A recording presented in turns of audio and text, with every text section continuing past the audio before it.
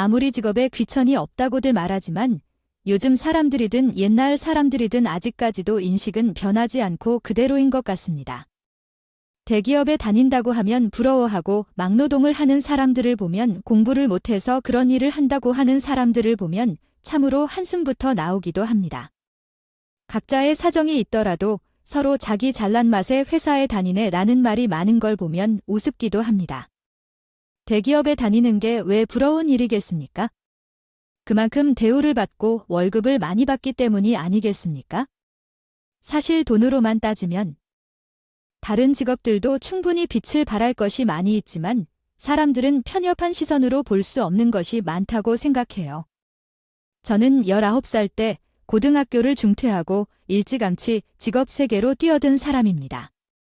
불편하다고 말할 만큼 많이 고생하며 자란 어린 시절 이야기를 오래 말하고 싶지는 않지만 잠시 집중해서 들어주시면 감사하겠습니다. 제 부모님은 제가 어릴 때 사고로 갑작스럽게 세상을 떠나셨고 그 후에는 할머니와 둘이 살게 되었습니다. 특별히 직업이 있었던 것도 아니고 두 다리를 뻗고 살 수 있는 집이 있었던 것도 없었습니다. 어릴 적 할머니와 함께 지낸 이야기입니다. 우리는 서로 의지하며 달방을 전전긍긍하며 살았었어요. 나에게는 할머니만이 내게 중요한 존재였기에 할머니에게 효도를 하며 행복하게 오래오래 살고 싶다는 마음만으로 가득했어요. 할머니는 혼자 남의 집을 돌아다니며 제 공부와 쌀값을 벌어오느라 힘들어하실 때 나는 무지한 학생이었죠. 나는 19살이 되던 해 할머니가 갑자기 쓰러지고 약값이 많이 들기 시작했을 때 병원에 가지 못할 정도로 돈이 부족하여 차가운 방바닥에 누워 시름시름하며 있는 할머니를 어떻게든 돌보고 지키고 싶은 마음에 일을 시작했어요. 그리고 미성년자로서라서 가능한 방법으로 생계를 유지하며 함께 지내고 싶었어요. 겨우 아르바이트를 구했을 때는 최저시급이라는 제도가 마땅하지 않았던 시절이었어요. 시급이 3,000원밖에 되지 않았는데 그 돈으로 쓰러진 할머니의 약값을 대기란 터무니 없었죠. 온몸이 부서져도 힘들게 노동을 해도 좋으니 돈을 많이 벌 수 있는 직업이 필요했는데 사실 노가다 현장을 기웃거리다가도 일할 만한 곳이 없었어요. 그것도 그렇겠지만 19살밖에 안 된 여자애가 현장에서 어떤 일을 할 수 있겠어요? 무신하고 욕을 먹을 일이 뻔했죠. 하지만 어떤 수모에 처해도 좋으니 돈이 필요했고 끈기와 인내심을 갖고 공사장 현장에서 일했습니다.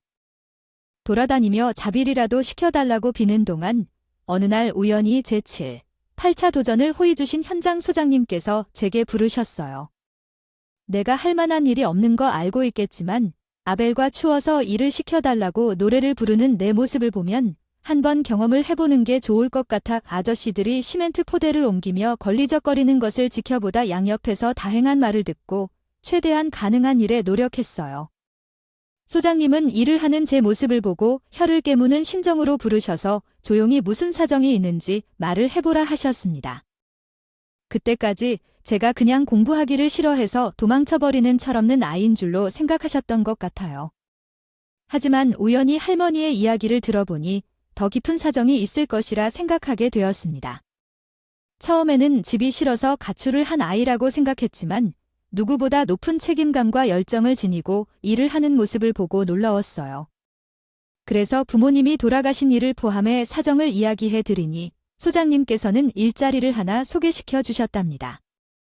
그분은 건설 현장에 능숙한 분이셨고 저는 단순히 노동만 할 줄 알았는데 집을 짓는 데는 참으로 다양한 사람의 노력이 필요하다는 것을 알게 되었어요. 현장에서 시멘트 가루를 마시며 일하는 것보다는 쉽지 않겠지만 그렇다고 해서 포기하진 않겠다고 하셨던 게 기억에 남아요. 끈기 있게 해보라고 소개를 받았죠. 아마 너같이 땀 흘리지 않는 사람에게는 현장은 부적합할 수 있겠지만 그럼에도 불구하고 위험에 비해 상당히 안정적이고 만족스러워 보일 것입니다. 기술을 배우는 일이니까 매우 오래 사용할 수 있고 한번 배우고 나면 인사만 해도 손쉽게 소개할 수 있을 거예요. 사실 지금처럼 저를 한번 듣고 계속 지켜보세요. 시공 분야의 일을 배우면 좋겠다고 하셔서 타일 기술자를 소개시켜 주셨는데 저는 19세입니다. 10월부터 본격적으로 타일 작업을 시작했어요. 처음에는 기술에 대해서 매우 거리가 멀어서 타일을 옮기는 일만 시켜줘서 몸이 힘들었지만 보수는 일반 아르바이트와 비교해보면 어느 정도 유익했습니다. 자빌밖에 주어지는 것이 없었지만 계속해서 노력을 한다면 언젠가는 진심으로 알아주겠지 싶어서 미친 듯이 쫓아다녔어요. 이 기술이라는 것이 말입니다. 그때에도 상당히 귀하게 여겨지는 것이었고 아무리 알랑방귀를 뀌어도 제대로 알려주거나 기회를 주지 않았거든요. 하지만 저는 포기하지 않고 이 길만이 내가 먹고 살 길이라고 생각하며 열심히 눈동냥으로 배우게 되었고요. 타일 기술자를 쫓아다닌 지 3년차가 되어야 겨우 기회가 주어지게 되었습니다. 본대로 열심히 따라했는데 타일 기술자들이 보고는 제 손끝이 꽤 야무지다면서 본격적으로 타일을 붙이는 방법을 알려주기 시작하셨어요. 그 후에 조금씩 일을 맡긴다더니 나에게도 기회를 현저히 주셨는데 그 기회를 놓치지 않았습니다. 23살부터는 실제 구역을 맡아 타일 시공을 할 수 있게 되었으며 27살 때에는 여러 새끼 작업자들을 두고 수주가 내려오는 현장을 다니는 업무를 맡았습니다. 저때 만난 인연들이 많아지면서 일을 오래 한 만큼 인맥이 넓어지는 계기가 되었습니다. 거기에 추가로 지금의 남편을 만날 수 있게 되었습니다. 남편과의 만남은 소개팅이 아닌 우연히 만난 상황에서 조금씩 서로를 알아가며 발전되어 갔습니다. 20대 후반의 끝자락에서 저에게 3년 정도를 신도시 지역에서 타일 시공을 하러 다니면서 한 곳에 정착하게 된 밥집이 있었어요. 그곳은 공사장에서 노동을 하는 사람들이 자주 찾는 한밭집이었는데 보통 한밭집이라 하면 20에서 30명 정도 되는 단체 노동자들에게만 서비스를 제공하는데요. 어느 날은 너무 배가 고파서 1인분도 가능한지 물어봤더니 한밭집에서 식사를 할 수 있었어요. 사장 아주머니가 저를 신기하게 바라보는 것 같았는데 그 후로도 혼자 가도 식사를 대접해 주셨어요. 어차피 숟가락 하나만 더 놓으면 되는 것인데 눈치 보지 말고 언제든지 가서 식사할 수 있었답니다. 근데 젊은 여자가 이런 노동자들 사이에서 밥 먹는 게 불편하지 않았어요. 다 먹고 살자고 하는 것뿐이니까 불편한 점은 뭐가 있겠어요. 주인 아주머니는 솜씨가 너무 좋아서 불편하고 말고 할 것도 없이 개눈 감추는 듯이 먹게 되었어요. 잘 먹으니까 별로 애도 없어요. 별로 고생해서 만든 게 잘 보이니까요. 불편하다면 거기 저쪽에 하나 있는 방에서 밥 차려드리겠다고 언제든지 눈치 보지 말고 와서 드세요. 그 말이 가장 달콤한 말 같더라고요. 저녁마다 식사하는데 식사 솜씨가 얼마나 뛰어난지 항상 사람이 붐비더라고요. 모르는 사람들과 섞여 밥을 먹는 게 불편할까봐 사장님께서 쉬기 위해 만드신 작은 방에서 백반상을 차리셨어요. 최근 젊은 사람들은 많이 고생하는 걸 가엽게 여긴다고 하면서 아주 멋지게 여겨주셨어요. 그 나이에 할머니께서 하늘나라로 떠나보내셨기 때문에 가족이 없이 홀로 지내고 있었습니다. 전국 각지를 돌아다니며 집이나 절을 갖지 않고 지역 모텔 달방에서 생활하고 있었지요. 제 사정을 모두 아시게 된 사장님 아주머니께서는 제게 엄마같이 대해주셨습니다.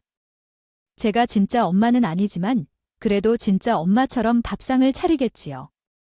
이런 식으로 장녀 하나를 두고 하늘나라로 떠나셨으니 하늘에서는 어머니들이 얼마나 기특하게 생각하실지요. 매일 밥상에서 알 수 있었던 사실은 주방에서 일하는 한 남자가 사장님의 아들이라고 하더라고요. 땀을 흘리면서도 맛있는 음식을 만들기 위해 노력하는 모습을 보여주고 있었습니다. 모습이 참 멋있어서 내가 눈여겨볼 만했어요.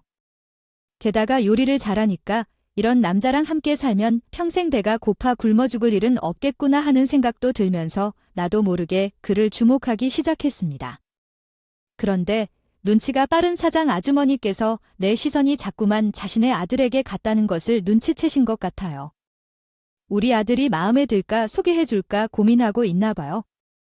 우리 아들도 결혼할 나이가 됐는데 주방에만 있으니 여자를 만날 기회도 없고 이대로 평생 혼자인지도 모르겠어요. 그러다가 정말로 주방에서 아들을 불러와 나에게 소개해주기 시작했습니다. 주시던 것이라고요. 평생 아저씨들과 욕이나 위로 조금씩 주면서 타일을 붙이는 제가 있었는데 어느 날 제게 남자친구가 생겼어요. 그래서 하하 웃으며 화려한 행동을 한번 보여보려 했더니 아니요. 정말로 이상한 일이 벌어졌어요. 서로 인사를 나누면서 대화하는 것은 괜찮았는데 우리 남편은 상당히 자존심이 낮은 편인지 오히려 제게 잘 맞는 모습이 많더라고요. 우리는 자연스럽게 연애를 시작하게 되었고 그때부터 사장님을 어머님으로 부르며 더 친근하게 대해주기 시작했어요. 제게는 가족이라 할 만한 사람이 없었기에 시어머니를 제 부모님처럼 대해주었거든요. 제 진심이 전달되었던 건지 뭐든지 시어머니도 마음을 열어주셨고 실제로 딸처럼 며느리에게 잘해주시다가 연애를 시작하고 서로 털어놓게 되면서 깊은 가정사를 알게 되었습니다. 우리 시어머니도 정말로 많은 고생을 하신 분이라는 것을 알게 되었어요. 시어머니는 혼자서 아들을 세 친구를 키운 대장부 같은 분이셨는데 우리 남편이 장남이었어요. 차남과 막내 서방님은 대기업에서 일하고 있는데 우리 남편만 이상하게 돌연변이처럼 변해가면서 시어머니에게 가게에서 요리를 도우시곤 했거든요. 동생들은 모두 똑똑한데 우리 남편만 뭔가 멍청해 보였는데 실제로 알게 된 것은 그렇지 않았어요. 우리 남편은 학창시절 소리를 들을 만큼 공부를 잘했었지만 그 결과 반 친구들의 질투를 사게 되어 괴롭힘을 심하게 당했다고 합니다. 그 당시에는 선생님들이 대놓고 차별을 했던 시대여서 공부를 잘했던 우리 남편만 편애를 받았고 이게 괴롭힘의 원인이 되었습니다. 처음에는 어떻게든 버티면 되겠지 하는 마음으로 견뎌냈지만 결국에는 학교에서 자퇴해야 했다고 합니다. 용기가 없던 동급생들은 한 사람을 병신 취급하여 마음의 상처를 안겼습니다. 그 이후 남편은 방구석에서만 시간을 보내다가 시어머니의 도움을 주기 시작하면서 묵묵히 주방에서 요리만 하는 사람이 되었다고 합니다. 서방님들이 남편을 엄청나게 무시한다고 하더라도 단편은 그런 서방님들에게 대꾸조차 해주지 않고 서로 무시를 하며 지낸다고 합니다. 서방님들은 대기업에 취직했지만 근거리에 위치해 있기는 하지만 타 지역에 살고 있어서 사실은 부딪히기 힘들다고 합니다. 저와 남편은 거의 1년 가까운 시간 동안 서로를 위로하며 연애를 하였고 결혼까지 물 흐르듯이 진행되었습니다. 저희가 부부의 연을 맺은 후 얼마 지나지 않아서 둘째와 막내 서방님도 각각 결혼을 하게 되었습니다. 둘 다 같은 회사에서 일하는 여성과 결혼했는데 대기업이라는 것은 취직하기가 상당히 어려운 곳이라고 합니다. 아니에요. 요즘 사람들은 한번 들어가면 뼈가 있다고 생각하는 그런 회사라고 알고 있잖아요. 동양인들은 요즘 사람들과는 달리 결혼하면서 일을 그만두곤 한다는 거려. 물론 남편들의 연봉이 상당해서 살릴 문제는 없다고 하니 우리도 더 말을 걸기 어려웠지만 조금 신기했죠.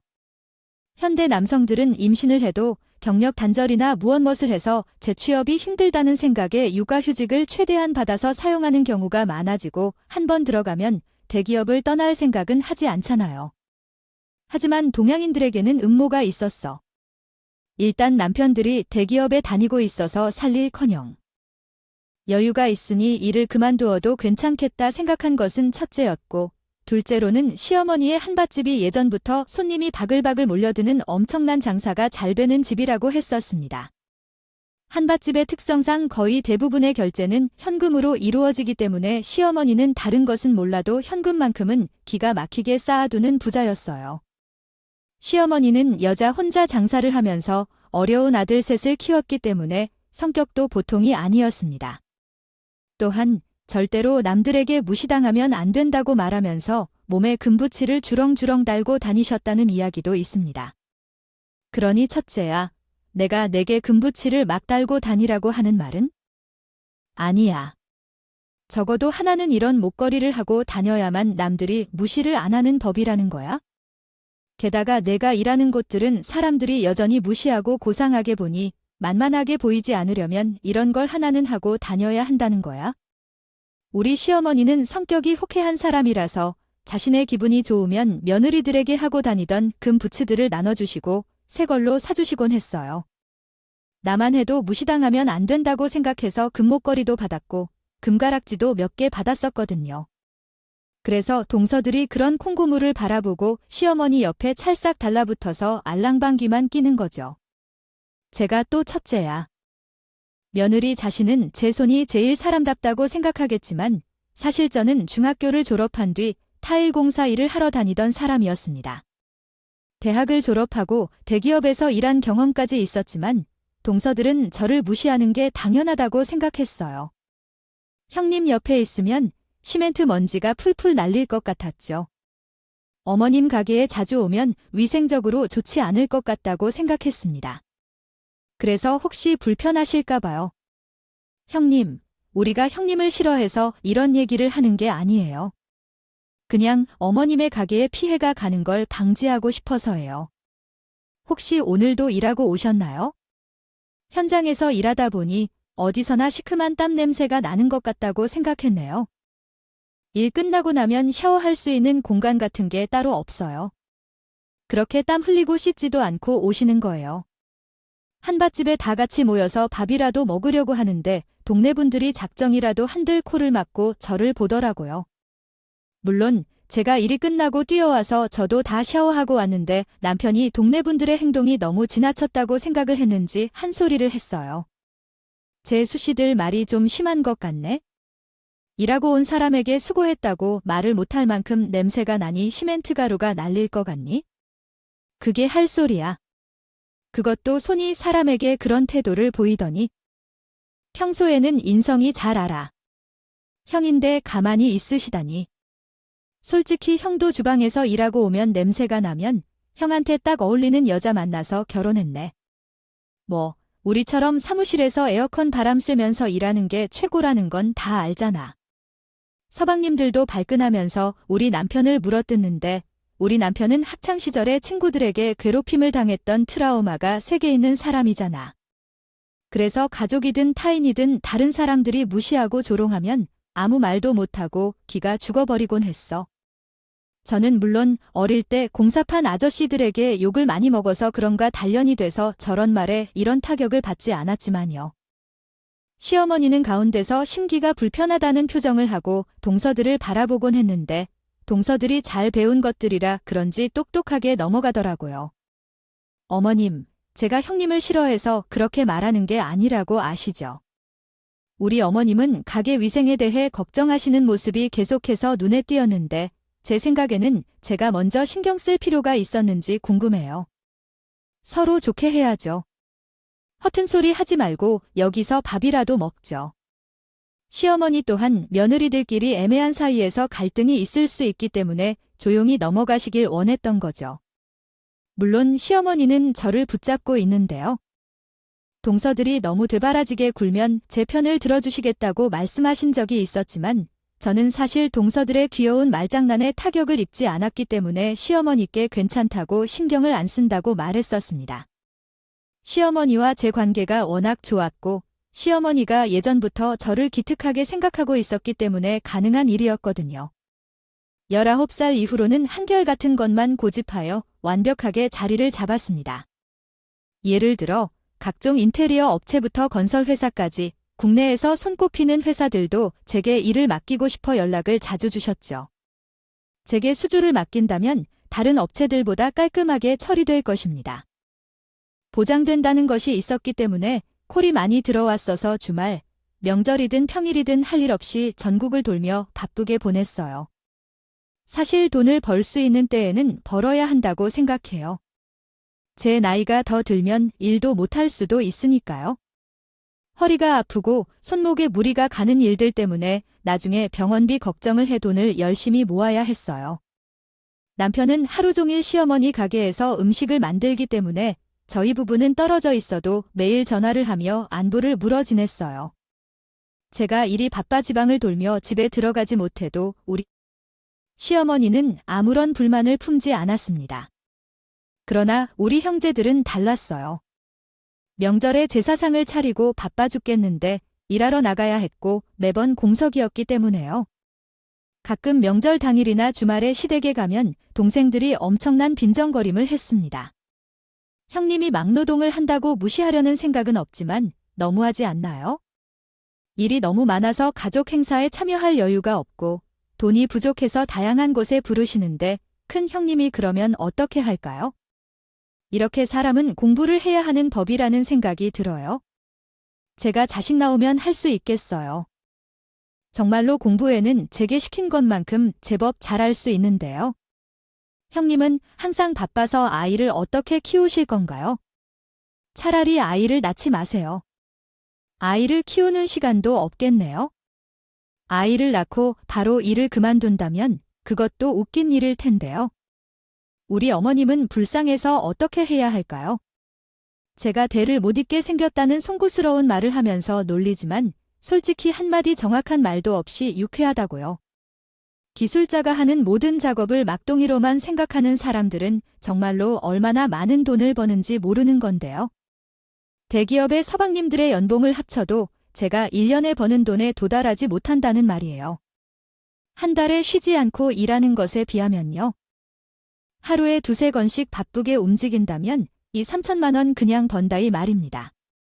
그러니까 너도 나도 기술을 배우고 싶어하고 한번 자리를 잡으면 후배를 양성하지 않고 독식을 하려는 거죠.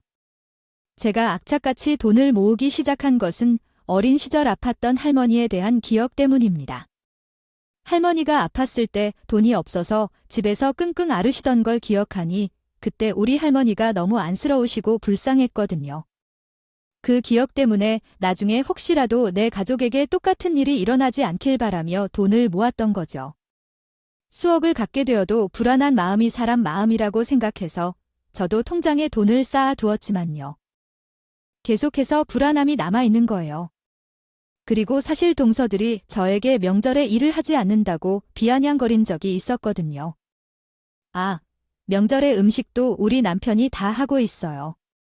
서방님들은 소나무 깨지 않으면 안 된다고 하지만 우리 남편이 제 몫까지 전부 해주고 있는 것 아닐까요? 동서들도 손이 느리고 할 줄 아는 게 제대로 없어서 대충 재료를 몇 개 썰고 옆에서 말만 거는 게 전부라고 했어요. 전부치고 만두를 빚는 거 하나 제대로 할 줄도 모르는 주제라고요. 아이, 누가 누구에게 훈수를 하는지 어이가 없어요. 어느 날 한명절 당일에 송편을 가지고 있는데 동서들이 그러더라고요. 형님은 딸로 하면 안 되겠다고요. 송편이 이게 뭐예요? 못생겼어요. 송편은 잘 빚어야 예쁜 딸을 낳는다던데요. 그래요. 어머니도 이대로 하면 옥동자나케다. 요즘 여자들은 이쁘면 이것도 저것도 다 혜택을 받고 사는데요. 근데 형님이 나 아주버니 외모를 보면서는 동서들 말이 너무 심한 거 아니에요? 아직 가지지도 않은 내 아이 외모 비하부터 하는 거야. 어쩜 사람들이 이렇게 못돼 먹었어요? 아니, 분위기가 삭막한 것 같아서 좀 풀어보자고 농담한 거 가지고 왜 그러세요? 혹시 자격지심 내가 동서들한테 자격지심을 왜 갖겠어요? 이건 자격지심의 문제가 아니라 말이에요. 너무 엄하잖아. 그래서 열심히 공부하고 잘 배운 동생들은 집에서 집안일을 하고 있어? 그래서 동생들도 자기를 건드리는 건 줄 알아서 발끈해서 말을 하더라고 해. 우리는 남편들이 돈을 잘 벌어 먹고 살기 때문에 아무런 문제가 없거든. 아주버님은 식당에서 불 좀 달아서 얼마나 버는데요? 버는 게 얼마 없으니까 형님이 타일링 작업을 하시는 건가요? 타일링 작업으로 하루에 얼마나 버시는데요? 그런 체력 소모가 큰 일은 아무나 다 할 수 있는 게 아니잖아. 형님도 체력 소모가 큰 일은 하지 말고 사무실 일이나 찾아보세요. 그러다가 나중에 병원비가 더 나온다니까 뭐라고. 동서 씨는 지금 말 다 했다고 해? 내가 손이 있는 사람이라는 자각을 하고 말을 하는 거야? 가족들 다 듣는 앞에서 막 하네. 아니, 왜 이 좋은 날에 다들 싸움을 하는 거죠? 명절에 콩가루 집안이라는 소문을 온 동네방네 다 내겠구먼. 아랫사람이 윗사람한테 그런 말을 해봐야 누가 잘한다 하겠어. 다들 자중해야 해. 어머님, 너무하셔요. 명절마다 와서 일하는 건 저인데 형님한테는 아무 소리도 안 하시는 거죠. 막노동 해봐야 하루에 5, 6만 원 번다고 하는데 아주버님도 어머님네 식당에서 일하시는 거 아니겠어요? 그거 하루 일당이 얼마나 되지 않나요?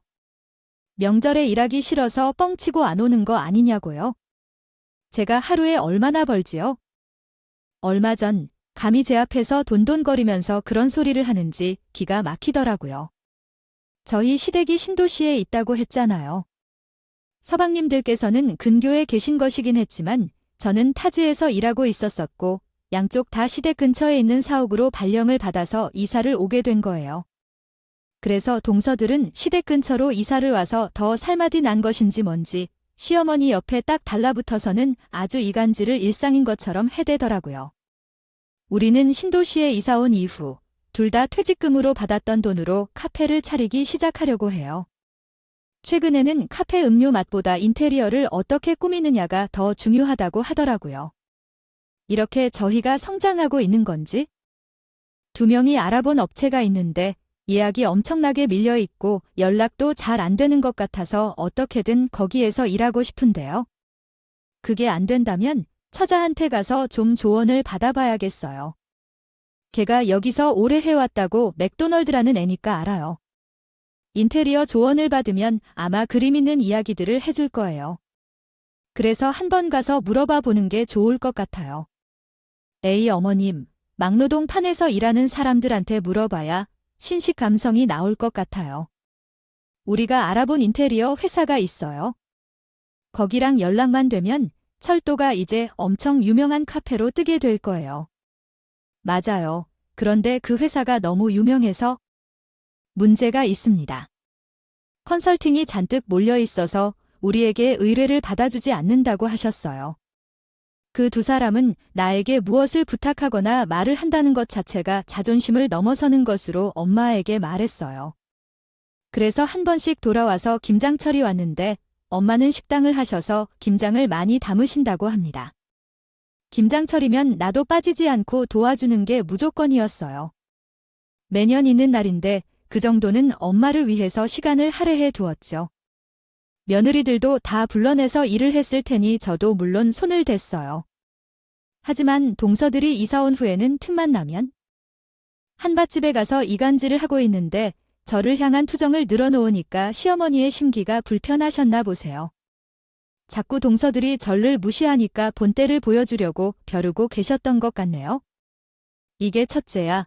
분명히 내가 너에게 그 인테리어 조언을 받으라고 했는데도 잎싹 씻는 걸 보면 내가 정말 괘씸해 죽겠어. 이번에는 내가 나서서 본때를 보여줄 테니까. 아니, 나도 괜히 나서지 말고 가만히 있어.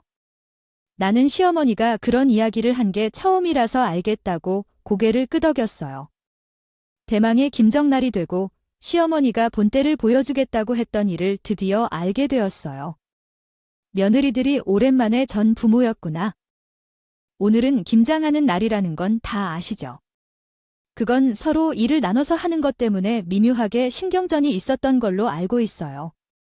하지만 이번에는 제가 여러분들이 월급을 벌어오는 대로 일을 시키려고 마음을 먹었어요. 그랬더니 동서들이 갑자기 깔깔 웃으면서 박수를 친다는 거 아니겠죠? 아우, 그러면 우리 형님이 모두 일을 맡아서 하면 되겠네요. 월급 순대로 일해주시니까 그걸 왜 나 혼자서 다 해야 하나요? 동서들도 백수잖아. 동서들이야말로 돈을 벌리는 일이 없는데 제가 나서서 일을 해야지. 아, 우리는 이제 카페를 오픈하려고 해요.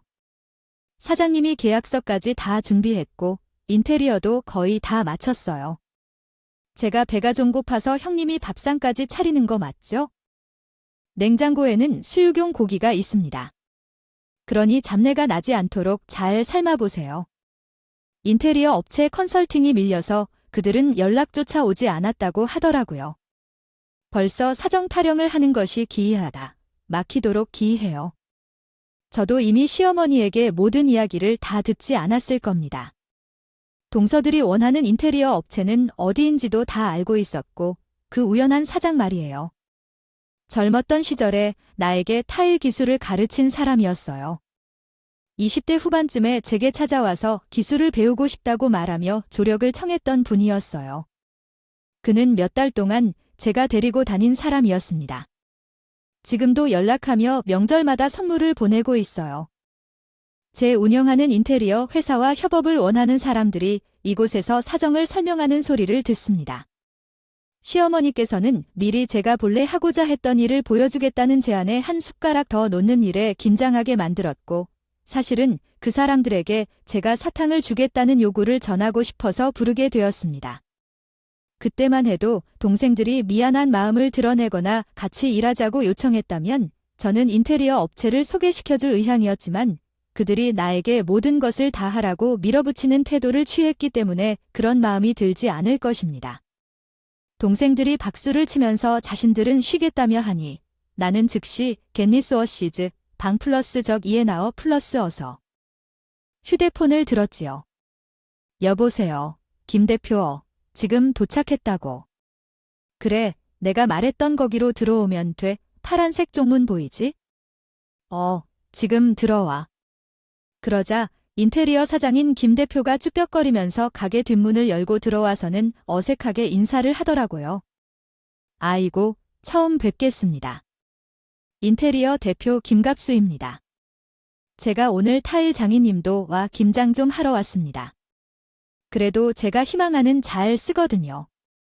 손맛은 없어도 시키는 일은 다 할 수 있습니다. 우리 탈장이 님 모시고 일을 좀 하고 싶은데 제가 점수 좀 따야 하거든요. 잘 부탁드립니다. 동서들이 김 대표의 얼굴을 보자마자 눈을 깜빡이면서 어쩔 줄 몰라고 하더라고요. 헐, 카페 인테리어로 유명하신 분이 대표님 맞으신가요? 저희가 거기에서 업무를 선택하려고 했는데 얼마나 기다렸던지 모르겠어요. 아니, 저희 형님과 친하신 걸로 알고 있습니다. 회사와 연락하신다고 하셨다고요? 아휴, 지금은 카페 인테리어 관련 요청이 수십 건이 밀려 있어서 확인을 아직 못했나 봐요. 장인님과 가족께서 실제로 계신 분들이시죠? 그러면 제가 먼저 한번 검토해 보겠습니다. 동료들이 저를 쳐다보는데 시어머니와 제 어깨가 으쓱하더라고요. 김 대표님, 제 회사가 인터넷을 통해 유명한 감각적인 인테리어로 알려져 있어서 많은 사진이 돌아다닐 정도입니다. 컨설팅을 맡기려면 1년 이상 기다려야 한다는 소문이 있더라고요. 사람들이 모이는 곳이기도 하고요. 김 대표는 저와 일을 하고 싶어하는 상황이었고 동서들은 김 대표에게 일을 맡기고 싶어서 난리가 났던 상황이었어요. 김 대표는 우리 동서들이 카페를 차리고 싶다고 하면서 그쪽 회사에 문의를 했었다고 말하더라고요. 잘 나가 아주 내 밑에서 타일을 배울 때만 해도 학생이었는데 지금은 줄줄이 연주를 하더라도 일을 맡기기가 어려워 연락이나 하겠다고 하더군요. 아무리 그래도 우리 장인이 무턱이라면 당연히 드려야죠. 정말요. 저희 이번에 이 지역 카페를 오픈하려는데 이메일로 문을 넣었었거든요. 한번 확인해 주세요. 지금 직원들에게 시켜서 한번 검토해 보라고 하겠습니다. 우리 장인님 가족들이시니 꼼꼼하게 한번 보겠습니다. 정말 감사합니다. 저희는 꼭 대표님께 가게 인테리어를 맡기고 싶었거든요. 김 대표, 다시 연락을 드릴 테니까 오늘은 이만 가봐요. 일 좀 도우라고 불렀더니 다른 일을 떠맡게 생겨서 같이 일할 뿐이니까 보는 게 좋겠어요. 너무 부담 갖지 말고. 김 대표가 꾸벅 인사를 하고 돌아가자마자 동서들이 저한테 들러붙어서 갑자기 알랑방귀를 뀌더라고요. 그 꼴을 보고 있던 시어머니가 콧방귀를 팽하고 뀌었어요. 아유 형님, 저렇게 대단하신 대표님이랑 도대체 어떻게 아는 사이예요? 저분 진짜 유명하신 분인데 우리 형님이 군뱅이도 구르는 재주가 있다고. 대표님과 함께 일도 하세요. 이것들이 아직도 정신을 못 차렸어. 딱 보면 일부러 너희들을 소개시키려고 저 대표인이나 뭐 부른 건가? 아니야. 아니, 그 유명한 분이 일도 바쁘실 텐데. 형님이 부른다고 오는 사람이라니까. 너희가 무시할 만한 사람이 아니라는 거야? 얘가 얼마나 긴 세월 타일 시공만 해온 줄 아니. 내가 맡기고 싶어서 안달난 저 대표 업체가 말이지. 매일같이 우리 첫째 며느리 뒷공문이 쫓아다니면서 자기네 회사 일 좀 맡아달라고 난리를 치던 사람이야. 너희가 그 회사에 인테리어 맡기게 되면 그게 다 너희 형님이란 걸 알아? 그러면 지금까지는 김장 헤어질 동서들이나 돈 못 번다고 무시했던 거야? 제 연봉은 서방님들의 연봉의 2배 이상 벌 것 같아요. 그런데 동생들이 카페를 열어서 나보다 더 벌 것 같다고 하니까 일은 내가 해야죠. 아니요, 형님. 형님께서 일도 바쁘신데 쉬셔야죠. 이런 건 당연히 아래에 있는 우리가 해야죠. 형님은 일도 힘드실 텐데 여기서 쉬세요. 우리가 평소에도 자주 도와주던 일이니까 알아서 잘할게요.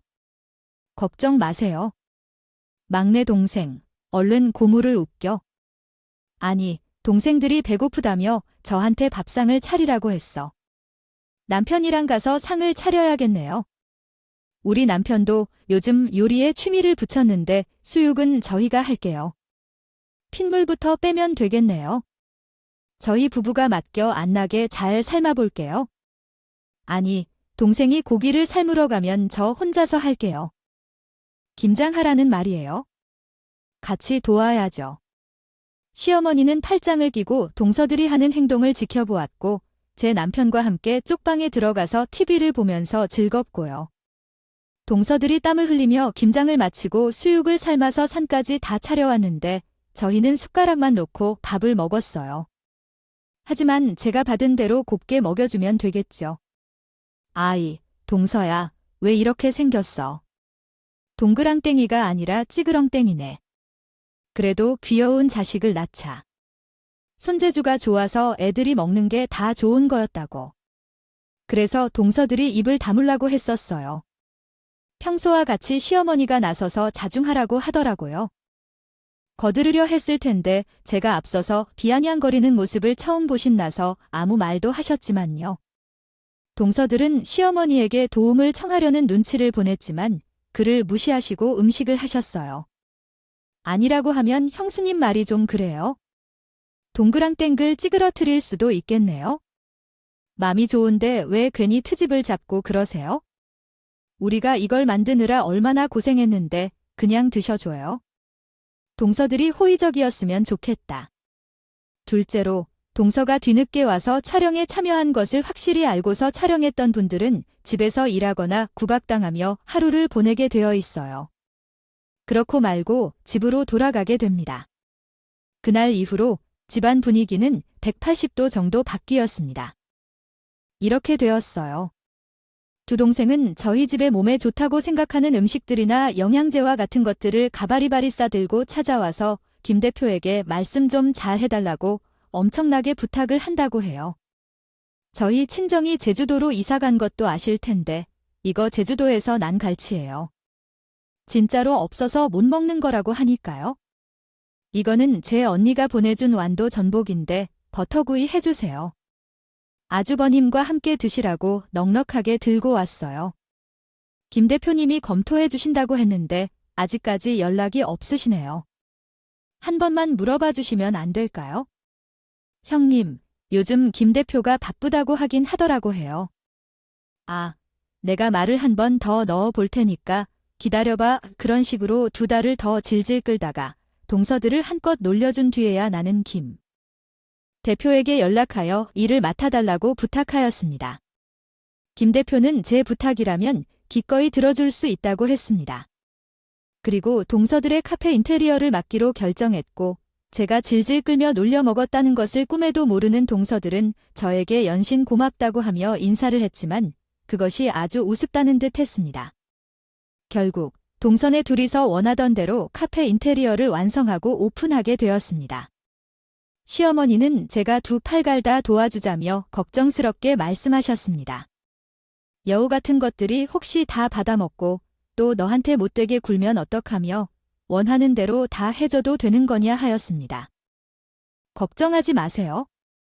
동서들이 글쎄 김 대표한테 얼마나 버냐고 물어봤다고 하더라고요. 진짜 유명한 사람이 맞냐? 어떻게 알게 된 거냐?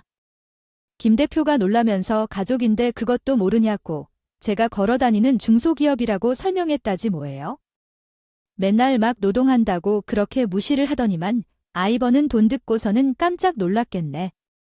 그래서 기가 죽어서네. 눈도 못 마주친다냐. 그런가 봐요.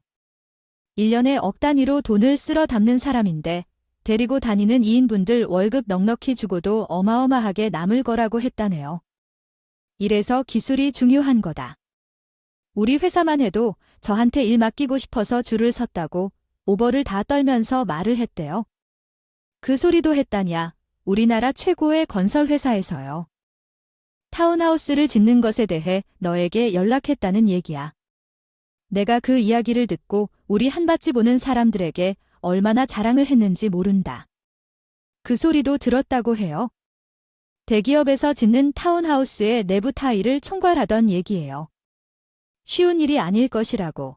대기업에서 짓는 본인의 회사도 아니고 하청 외주를 맡기는 것은 하늘의 별을 따는 것이라고 했어요. 그렇게 호들갑을 떨었더니 동서들은 기가 팍 죽어 손톱만 물어뜯더랬어요. 앞으로 명절이건 행사건 너를 비아냥거릴 일은 없겠다. 아이고, 내 속이 다 시원하네. 동서들은 본인들이 카페를 차리고 번 돈이라 해봐야 제가 번 돈에 세 발에 피니까 저에게 함부로 하지 못하고 알아서야 슬슬 기어다니더라고요. 시어머니는 이참에 동서들에게 아주 단단한 경고를 내리셨어요. 사람의 성품을 봐야 한다. 버는 돈이 얼마인지, 어떤 직업을 가지고 있는지에 따라 급을 나누는 것은 안 된다. 직업에 귀천이 어디 있느냐, 너희처럼 대학까지 다 나와서 커피 장사하는 것보다 자신의 기술을 오랜 시간을 기반으로 한 일에 집중하고 있는 것이 더 멋있는 거야. 이해되죠? 동서들은 기가 팍팍 죽어서고 고개를 끄덕이며 그 뒤로 전에 없던 것처럼 손님에게 공손한 태도를 보여주고 있어요. 제덕이 인테리어 덕분에 동선의 카페가 예쁜 카페로 소문이 나면서 장사가 아주 잘 되고 있어요. 가끔 하자 보수가 필요한 일에도 제가 나서서 도와주고 있고요. 건물 내부를 수리하는 일이 보통 돈이 드는 일이 아닌데 제가 할 수 있는 일은 공짜로 도와주고 있으니까 저에게 미안해하지 않아도 돼요.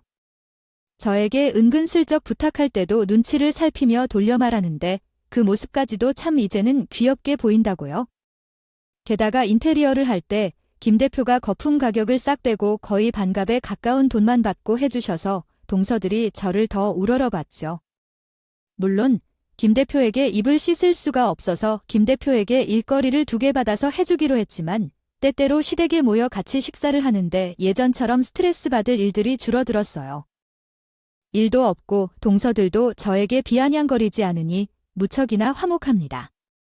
물론 친하게 지내는 것은 아니지만 예전처럼 서로 물어뜯는 일은 없으니 이 정도 거리감이 딱 좋은 것 같아요. 앞으로도 저희 가족들이 모두 둥글게 서로를 배려하며 살 수 있도록 노력하려고 합니다. 손이 사람이 할 수 있는 배려는 전부 해냈으니까 동서들도 저와 같은 마음이길 바라봅니다. 제 이야기가 그렇게 속 시원하고 사이다 팡팡 날리는 이야기는 아니었지만 어디라도 제 이야기 한번 들어주고 싶어서 사연을 보내봤는데 끝까지 들어주셔서 감사합니다. 다들 고맙습니다. 건강하시고 항상 행복으로 가득하시길 바라겠습니다.